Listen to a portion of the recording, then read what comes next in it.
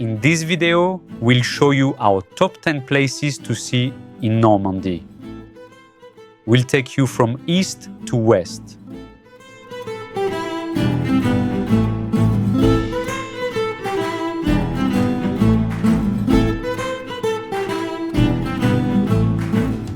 We are a French family, former travel planners, and we run a user-friendly French travel guide, culturefrancia.com. Check the description, you'll find all our links. First of all, let's start with a very quick map overview. Normandy is located in northwest France, with Paris to its east and the English Channel to the north. Now, let's head to Monet Gardens. Claude Monet's gardens are in the village of Giverny. This is where this French painter from the 19th and early 20th century lived for part of his life. From the outside, you can spot the house by its pink facade and green shutters. And inside, you can visit the different rooms from the artist's everyday life, with reproductions of his works displayed almost everywhere. Now, the main garden spreads out in front of the house, with paths filled with flowers in different colors that change with the seasons. And the other iconic part is the pond. Around it, the vegetation is denser, with reflections on the water. And it's this setting, with the water lilies, that became some of Monet's most famous works.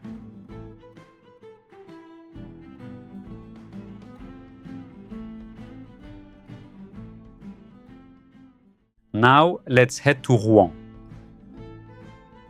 Rouen sits along the Seine River, and it's one of the key cities in Normandy's history, including its link to Joan of Arc.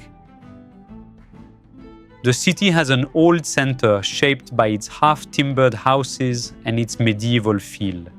The streets are more or less wide or narrow, some paved, with shops, cafes, and some little passages.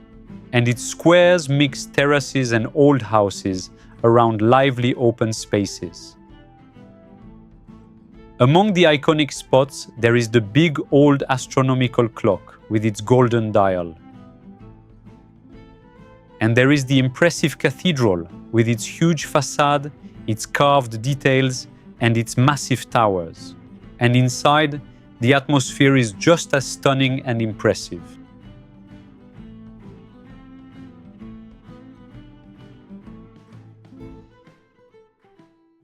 Now, let's head to the Etretat Cliffs. The cliffs of Étretat face the English Channel, and you can hike all along the edge of the cliffs, and we'll see the first section on the west side, the most iconic one. These are huge white chalk formations that drop straight into the sea.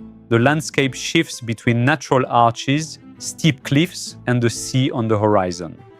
The hike starts from the seafront in the town of Étretat, and from there, a trail starts climbing up the cliffs. The higher you go, the wider the view gets over the sea and the rock formations. There are several incredible viewpoints, one after another along the cliffs. Some look straight onto the arches, and others open up onto the coastline, stretching into the distance. And the trail can also take you down to the beaches, at the foot of the cliffs, where you can see them from another angle.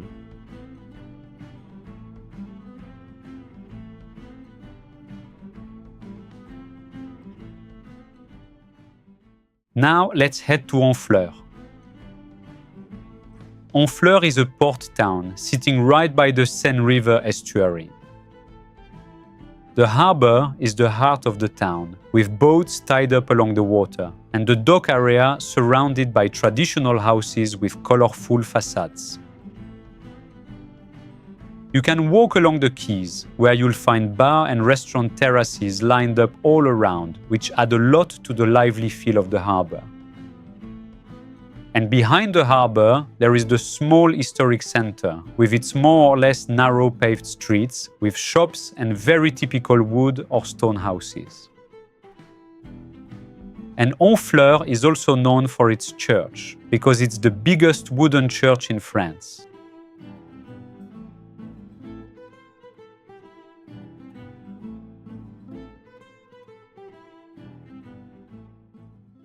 Now let's head to Deauville-sur-Mer. Deauville is a seaside resort town, and it's the most famous one on the Normandy coast. With a chic image, a big beach, and very recognizable architecture. The beachfront is the most iconic part of Deauville, with its long sandy beach, its rows of beach cabins, and its multicolored parasols. Right behind it, there is the center, with an elegant vibe, its streets lined with Norman villas, hotels, shops, and a large casino. And on the east side, there is the harbor, with its pleasure boats, its quays, and a quieter atmosphere. Now, right next to it, there is also Trouville-sur-Mer, Deauville's twin sister, which presents itself as having a more down-to-earth atmosphere.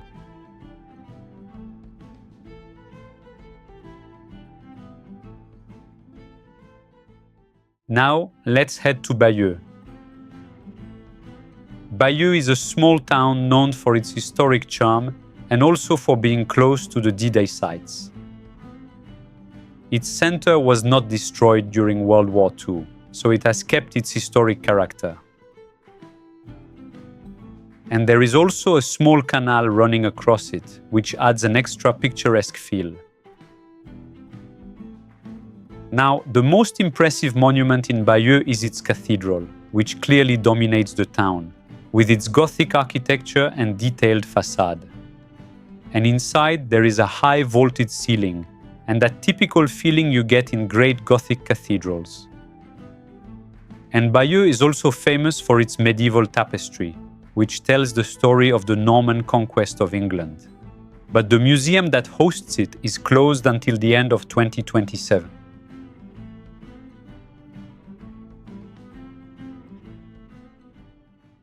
Now, let's head to the Normandy American Cemetery.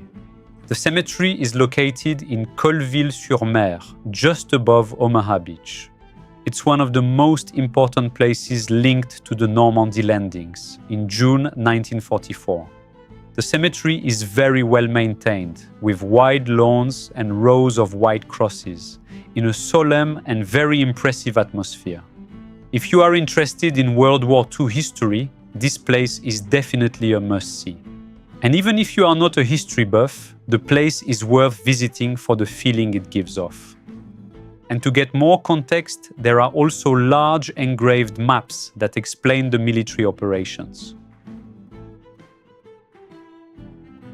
And after seeing the cemetery, you can go to Omaha Beach, which was one of the main D-Day beaches.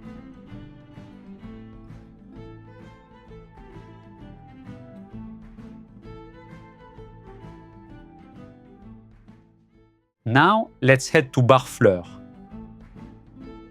Barfleur is a small fishing village. It's known for its granite houses, its harbor, and a very calm coastal village atmosphere.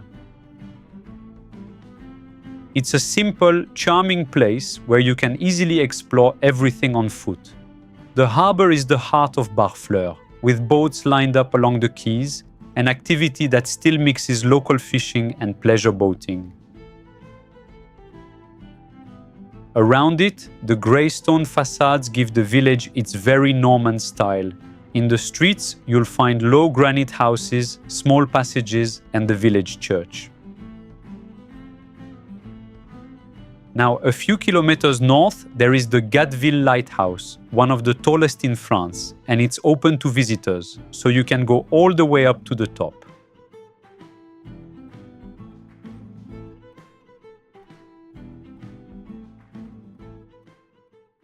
Now, let's head to Cap de la Hague.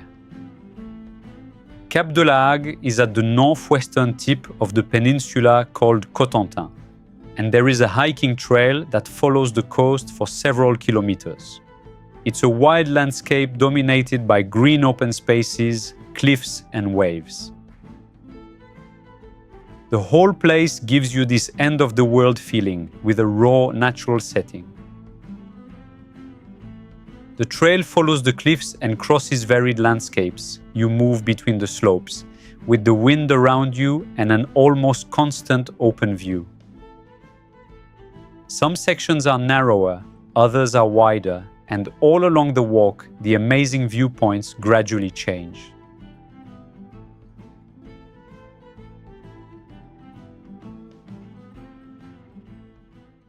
Now let's head to Mont Saint-Michel. Mont Saint-Michel brings together a bay, a medieval-style village, and an abbey. It's the most visited place in France outside the Paris region. To get there, you first cross the bridge that goes across the bay, and inside the walls, the streets are narrow and lined with old facades, with signs, small shops, stairs, and passages that climb between the houses. Now, at the foot of the abbey, from the terrace, you'll be up high, and you'll have a wide open view over the bay and the village below. And you can also visit the inside of this big abbey, as well as its cloister. And as you go back down along the ramparts, you follow the village with views from another angle over the bay all around.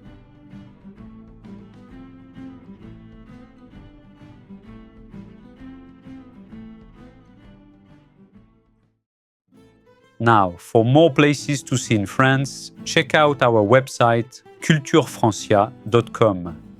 And if you need help planning your trip, join our Facebook group where we'll answer your questions. And for more videos, check out our YouTube channel. It's all well organized into playlists. And to support what we do, like, subscribe, and leave us a comment.